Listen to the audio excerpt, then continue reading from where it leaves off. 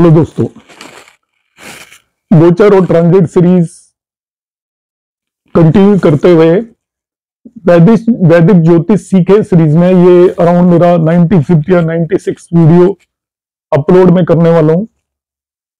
आप सभी लोगों से मैंने प्रॉमिस किया था, मैं पूरी कंप्लीट आचार्य तक का कोर्स किसी भी इंस्टीट्यूट के सिलेबस में जो भी है वो मैं सारा आपको वीडियोस की फॉर्म में बहुत कम पीरियड में कंप्लीट करने वाला हूं। आप सभी वीडियोस को मेरे देखते रहें। आपको कुछ भी समझ में नहीं आ रहा है तो मेरे व्हाट्सएप नंबर पर मैसेज करते रहें।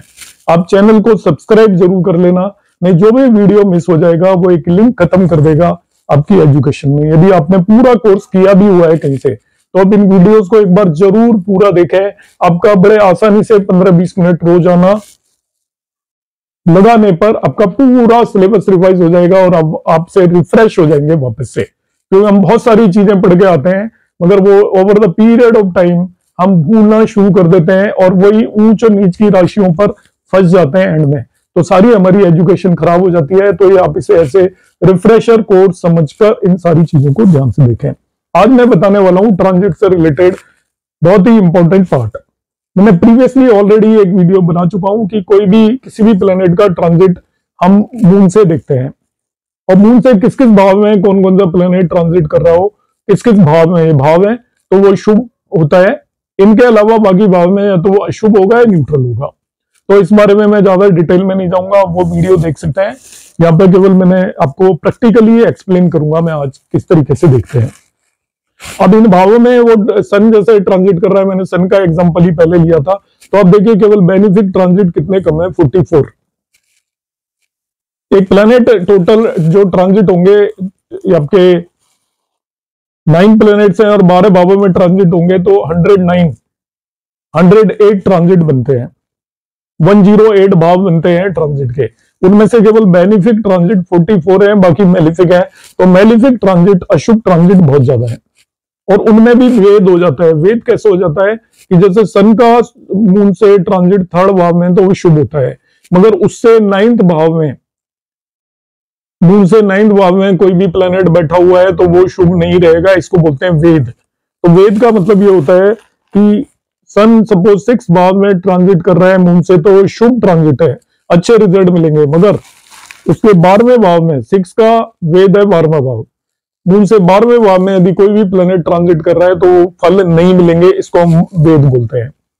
एक होता है वाम वेद जो मैंने पीछे बताया था, इसलिए मैं ज्यादा डिटेल में जा नहीं रहा हूं कि ये वेद हो गया। सपोज सन मून से 3रे भाव में ट्रांजिट कर रहा है और कोई प्लेनेट 9वें भाव में ट्रांजिट कर रहा है तो वेद हो जाता है, मतलब वो शुभ फल नहीं देगा। मगर सन के साथ 3रे भाव में एक और प्लेनेट आ जाए और 9वें भाव में भी कोई प्लेनेट आ जाता है तो वेद खत्म हो जाता है, उसे बोलते हैं वाम वेद। ये वापस से अच्छे फल देना शुरू कर देगा। इसी तरीके से एक और वेद होता है जिसको बोलते हैं विपरीत वेद, और ये विपरीत वेद होता है अशुभ फलों का, कि सन यदि 4थे, 5वें, 9वें और 12वें भाव में ट्रांजिट करता है तो वो अशुभ फल देता है। ये मून से देखते हैं हम ट्रांजिट। अशुभ फल का भी वेद है कि फ्रॉम सन यदि 3रे, 6ठे, 10वें और 11वें भाव में कोई और प्लेनेट ट्रांजिट कर दे, ये फ्रॉम सन होगा, ये ध्यान रखना है। तो वो ये 4थे भाव में ट्रांजिट कर रहा है सन फ्रॉम द मून, तो ये अशुभ फल देना चाहिए। मगर सन से 3रे भाव में कोई और प्लेनेट ट्रांजिट करे तो अशुभ फल नहीं देगा। इसको हम विपरीत वेद बोलते हैं। वेद का मतलब होता है काटना। शुभ फलों के काटने को वेद बोलते हैं और अशुभ फलों के काटने को विपरीत वेद बोलते हैं। ऑब्स्ट्रक्शन है एक्चुअली एक तरीके की। तो ये मेलिफिक फलों में भी ऑब्स्ट्रक्शन है, उसको हम विपरीत वेद बोलते हैं। तो ये मैं ऑलरेडी एक्सप्लेन कर चुका हूं, आप पूरे वीडियो को देख सकते हैं। अब मैं इस कुंडली में आपको बताना चाहता हूं कि एक्चुअली क्या मतलब है इसका, वेद और विपरीत वेद का। क्योंकि मेरे पास रिक्वेस्ट आई थी कि सर समझ में नहीं आया ठीक से, तो आप जरा हमें इसको वीडियो बनाकर बताएं एक कुंडली पर लगाकर। तो देखिए ये यहाँ पर मून है, मैं किसी भी एक प्लेनेट का ट्रांजिट लेकर बताऊंगा। तो सन जो होगा मून से 3रे, 6ठे, 9वें, वो 10वें और 11वें भाव में, मतलब 3रा मतलब यहां से गिनता हूं 1 2 3, 6 गिनता हूं 4 5 6,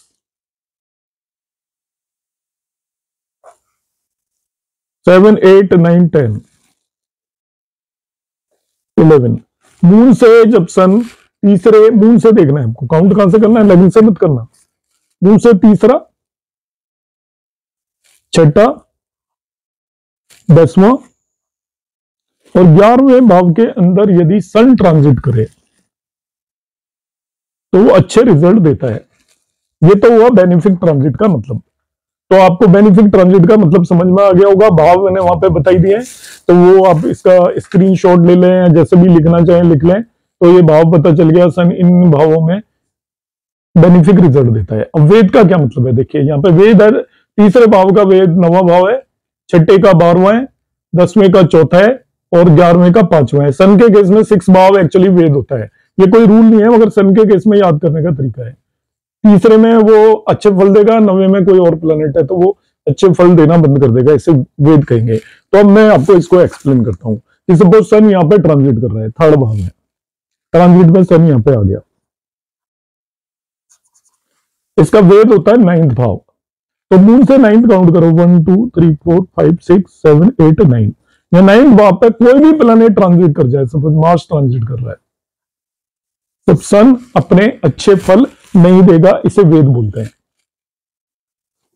सन सपोज 6 भाव में ट्रांजिट कर रहा है, सपोज यहां की जगह वो यहां पे ट्रांजिट कर रहा है, तो अच्छे फल देने चाहिए।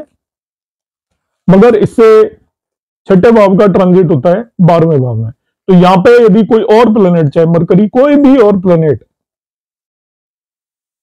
ट्रांजिट कर जाए तो अब सन अच्छे फल नहीं देगा। मतलब सन 3 6 10 11 में अच्छे फल देता है, मगर चंद्रमा से यदि 9वें भाव में, सन जब तीसरे भाव में है तो 9वें भाव में कोई प्लेनेट आ जाए, छठे भाव में तो 12वें भाव में कोई प्लेनेट आ जाए, 10वें में तो चौथे में कोई आ जाए और सन 11वें में तो 5वें में कोई प्लेनेट आ जाए, तो अच्छे फल नहीं देगा, इसे हम बोलते हैं वेद। तो आपको वेद समझ में आ गया होगा होपफुली।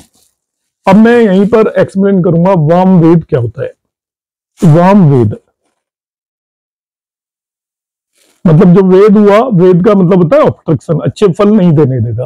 कि जैसे सन ट्रांजिट कर रहा है छठे भाव में, तो यदि कोई भी प्लेनेट चंद्रमा से 12वें भाव में हो, जैसे मरकरी 12वें भाव में आ गया, तो अब ये जो सन में अच्छे फल देने थे वो नहीं देगा। तो वामवेद क्या है कि अब जहां सन ट्रांजिट कर रहा है वहां सन के साथ कोई और एक प्लेनेट और ट्रांजिट कर जाए, और चाहे 12वें भाव में अब ये मरकरी है, तो ये सन वापस से अच्छे फल देना शुरू कर देगा, इससे ताकत मिल गई है एक और प्लेनेट की। वेद भाव में जो प्लेनेट है वो इसको खत्म कर देता है, इसकी पावर को, तो वापस से इसके साथ कोई और एक प्लेनेट आकर बैठ गया ट्रांजिट में, तो ये सन फिर से अच्छे फल देने लग जाएगा। इसको वेद, वाम वेद बोलते हैं। तो फुली वेद और वाम वेद क्लियर हो गया होगा। अब मैं विपरीत वेद समझाता हूं। विपरीत वेद का भी यहां पर हम एग्जांपल लेते हैं। तो आप देखिए, सन 4th हाउस में जब होता है, ट्रांजिट करता है मून से, तो खराब फल देता है।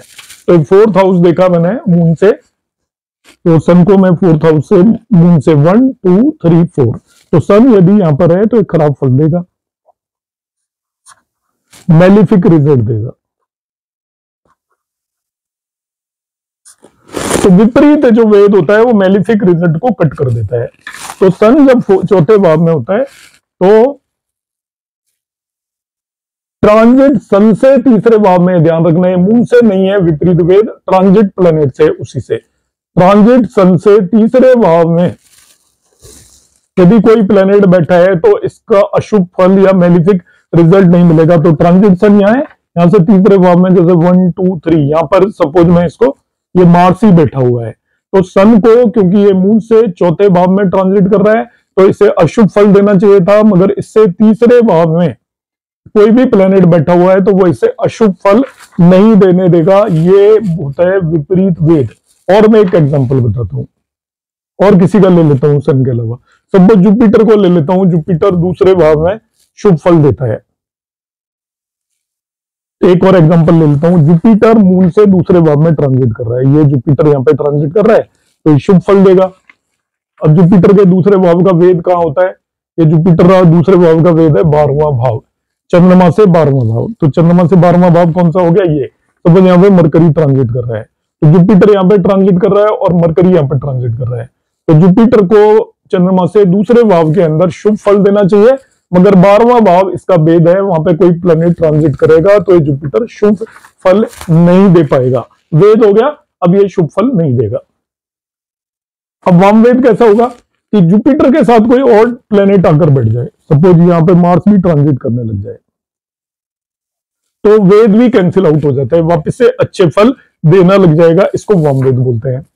अब मैं विपरीत वेद बताऊंगा, तो विपरीत वेद अशुभ फलों के लिए। तो जुपिटर के केस में मैं देखता हूं, देखिए जुपिटर अशुभ फल देता है यदि मून से तीसरे, चौथे, 10वें, 12वें भाव में हो।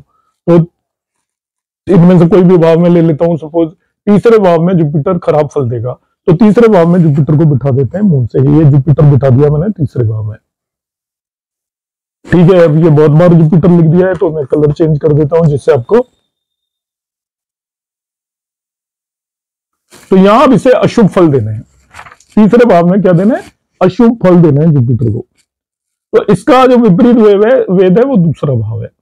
तो जुपिटर से देखना है, ये मून से नहीं देखना है, जो विपरीत वेद में, जो विपरीत वेद वाला प्लेनेट जुपिटर से देखना है। तो जुपिटर से दूसरे भाव में यदि कोई भी प्लेनेट आ जाएगा तो ये अशुभ फल नहीं दे पाएगा।